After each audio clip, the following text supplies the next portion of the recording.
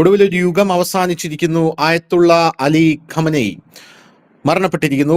നല്ലൊരു നാളേക്ക് വേണ്ടി ചെറിയ ചില ത്യാഗങ്ങളൊക്കെ സഹിച്ചേ പറ്റൂ അല്ലേ? നിന്നെ വേദന അനുഭവിപ്പിക്കാന്നുള്ളത് എന്റെ ഒരു ആവശ്യമായിരുന്നു. Because I am a sadist. 30-ലധികം ബോംബുകൾ ആയത്തുള്ള അലി ഖമനേയിയുടെ താവളത്തിന് മുകളിൽ വർഷിച്ചാണ് അമേരിക്ക ഖമനേയിയെ വധിച്ചത് എന്നുള്ള റിപ്പോർട്ടുകൾ ഇപ്പൊ പുറത്തു വന്നു. ഞങ്ങൾ ഈ ഗ്രൂപ്പിൽ പെട്ടതല്ല സാർ. ഏതായാലും വന്നതല്ലേ, അതിരിക്കട്ടെ, ഒരു കോംപ്ലിമെന്റ്. അധികാരമേറ്റ ഉടൻ ഇസ്രായേലിനും അമേരിക്കയ്ക്കുമെതിരെ ചരിത്രത്തിലെ ഏറ്റവും വിനാശകരമായിട്ടുള്ള ഓപ്പറേഷനാണ് ഇപ്പോൾ ഇയാൾ പ്രഖ്യാപിച്ചിരിക്കുന്നത്. ട്രംപ് ഉടനെ തന്നെ ട്രൂത്ത് സോഷ്യലിൽ കുറിച്ചു, അങ്ങനെ നീ പ്രഖ്യാപിച്ചു കഴിഞ്ഞാൽ അമേരിക്ക ഇതുവരെ ഒരു ലോകരാജ്യങ്ങൾക്ക് മുമ്പിലും കാണിക്കാത്ത അമേരിക്കയുടെ വിശ്വരൂപം എടുക്കും.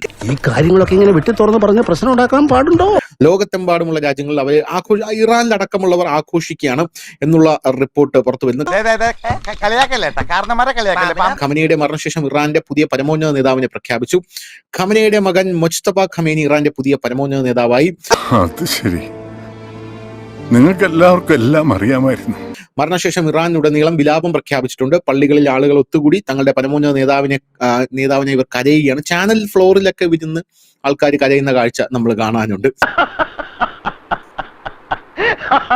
എന്തായാലും അമേരിക്കയുടെ മരണത്തിൽ ഖമേനിയുടെ കുടുംബം അടക്കം മരിച്ചിട്ടുണ്ട് എന്നുള്ള റിപ്പോർട്ടാണ് ഇപ്പോൾ പുറത്തു വരുന്നത്. പക്ഷേ ഗുരുവായൂരപ്പന്റെ കൃപ കൊണ്ട് അതേതായാലും സാധിച്ചു. ബൊറോജനിലും മമ്മാസയിലും ആളുകൾ പതാകകൾ വീശി നൃത്തം ചെയ്തുകൊണ്ട് ആഘോഷിച്ചു.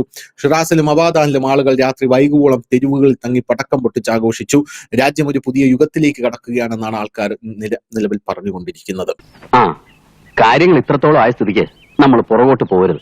അത് ശത്രുവിന്റെ ബലം കൂട്ടും. നമ്മളും ധൈര്യപൂർവ്വം നിന്ന് അവന്മാര് പതറും പിന്മാറും.